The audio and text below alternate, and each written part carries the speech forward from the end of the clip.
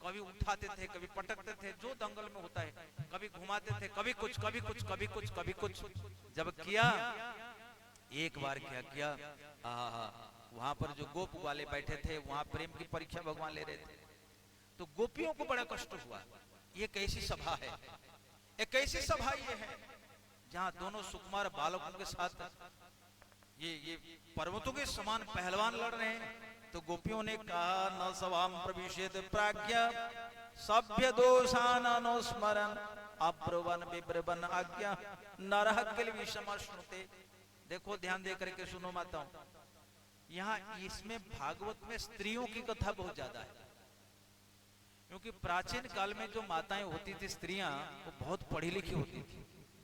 अब देखो गोपियों की बात कही जा रही है, ये गोपियां कह रही है, गोपियां कह रही थी कि जो धर्मविद, जो धर्म के जानकार है, इस सभा में प्रवेश नहीं करेंगे। क्यों? न सभाम प्रविशित प्राज्ञ सभ्य दोषान अनुस्मरण। विद्वान व्यक्ति को चाहिए कि जिस सभा में उसकी कदर नहीं होती है, उस सभा का परित्याग कर दे, ना जाए। क्यों? क्योंकि सभा में जाने से 3 दोष लगते हैं। आप सभी के लिए ये बात है। न सभाम प्रविशित प्राज्ञ, प्राज्ञ माने विद्वान, नहीं प्रवेश करना चाहिए। बोले क्यों? बोले सभ्य दोषान अनुस्मरण, सभा का दोष का उसका स्मरण होना चाहिए। बोले क्या दोष है? अब्रुवन। यदि सभा में तुम ठीक जगह पर ठीक बात नहीं बोलोगे तो आप दोषी हो।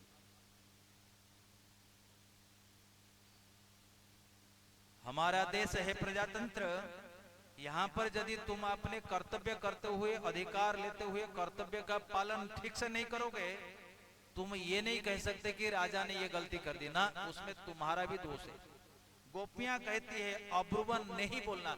कुछ लोग कहते ना, नहीं भाई हम इसमें नहीं बोलेंगे ना, ऐसा नहीं होगा। राणा प्रताप ने उदय सिंह से कहा, उदय सिंह ने कहा, प्रताप लड़ते लड़ते हम थक चुके हैं, कहीं हमारे लिए किला बनाओ जहां हम शांति से जीवन जिएंगे। राणा ने कहा, राणा प्रताप को जानते हो आप? कौन था?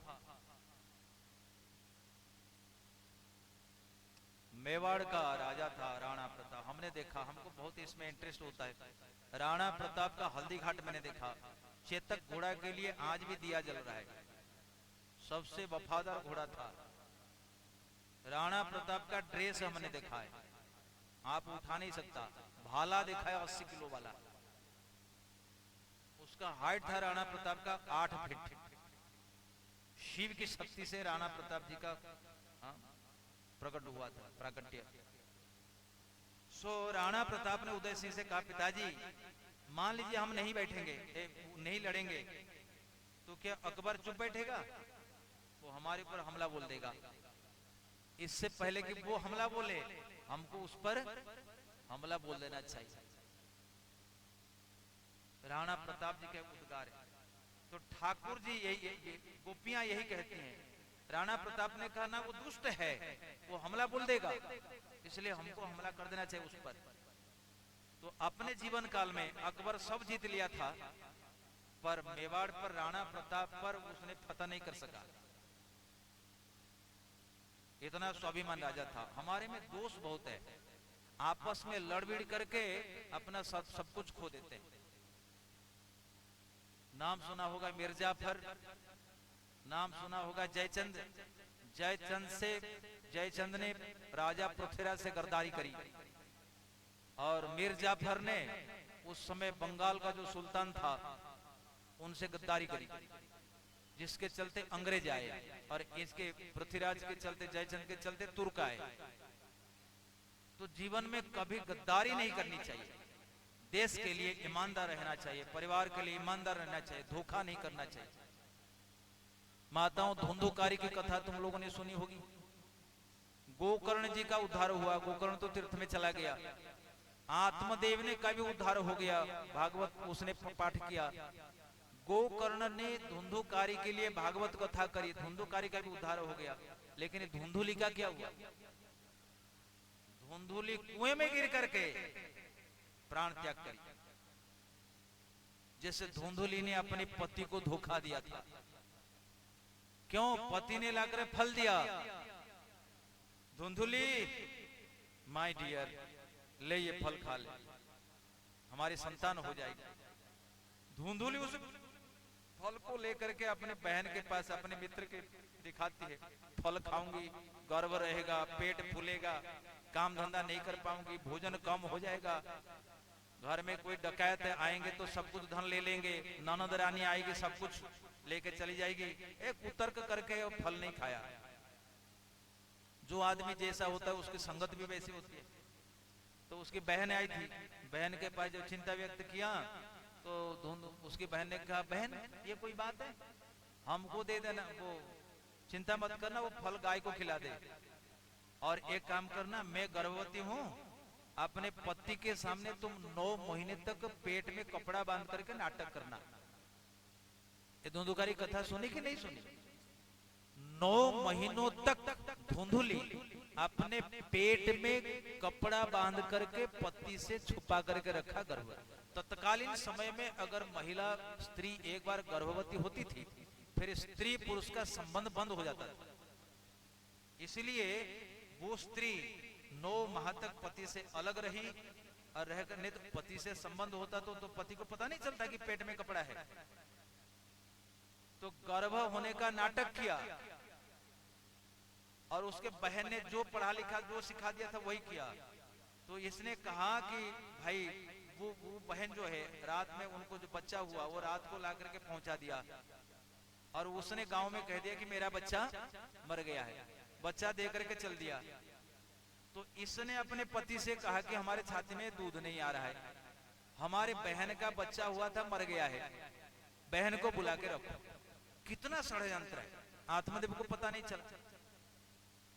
तो 3 महीना के बाद उनके गाय ने के बच्चा जन्म दिया। तो लोगों ने कहा भगवान देता नहीं, जब देता है तो छप्पर फाड़ के देता है। बच्चा बिल्कुल नहीं था, 2 बेटा, अरे गाय भी बच्चा देती है। तो उसका नाम पड़ा गोकर्ण। पर ये धुंधुकारी का जब नामकरण हो रहा था, आत्मदेव ने ब्राह्मण को बुलाया था, बोला बच्चा ने जन्म लिया है तो इसका नामकरण संस्कार करवा देते हैं। जब ब्राह्मणों नामकरण करने संस्कार करने चले तो धुंधुली आ गई, ना ना ना ना ना, बालक मेरा है, मैं उसका नाम दूंगी। बोले क्या दोगे भाई? बोले my name is Dhundhuli and my son name will be mister Dhundhukari. जैसे माँ वैसे ही बेटा, धुंधुली का बेटा का नाम हो गया धुंधुकारी। तो आप जानते हो कि उसका जो पति वो शराब पीता था, उसने इस अपने बहन को पाठ पढ़ा रखा था, मेरा पति शराब पीता है, कुछ पैसा दे देना, मैं बच्चा दे दूं। अब वैसे ही किया, पैसा दे दिया। वो बालक आत्मदेव का नहीं था, वो खूब शराब पीता था, वेश्याओं को ला करके अपने घर में रखा, और माँ को एक दिन लुकाठ ही ले, जलती हुई लकड़ी लेकर के पीटा, पैसा निकल। और माँ वो दुख को बर्दाश्त नहीं कर पा रही, रात मध्य रात्रि को कुएं में गिर करके प्राण त्याग दिया। तो हम ये कह रहे हैं कि कपट था, आत्मदेव का तो उद्धार हो गया, भागवत में प्रमाण है। गोकर्ण जी तो पहले से ही भगत थे, उद्धार है। धुंधुकारी को तो कथा सुनाई, वो तो साक्षात विमान आया, धुंधुकारी भी गए। एक परिवार से देखो, धुंधुकारी का उद्धार हुआ, गोकर्ण का हुआ, आत्मदेव का हो गया, पर धुंधुली का नहीं हुआ। क्यों नहीं हुआ? क्योंकि इसने पति को धोखा दिया था। आप लोग भागवत सुनते हो, क्या सुने होंगे क्या नहीं सुने होंगे, तो प्रसंग बस ये बात आई तो मैंने कह दिया। तो कभी किसी को धोखा नहीं देना चाहिए, धोखा महापाप है। और सच ठीक जगह पे ठीक बात कहनी चाहिए। तो यहाँ गोपियां कहती है सभा में रह करके जो उचित बात नहीं करें, क्लेश पाप से ग्रसित हो जाए। और क्या होगा? बोले विप्रवन, फालतू बोलना, सभा में इधर उधर की बात नहीं करनी चाहिए, जो प्रसंग है उसी के आधार पर बोलना चाहिए। लोग कहते हैं भागवत की बातें, मैंने आपसे पहले दिन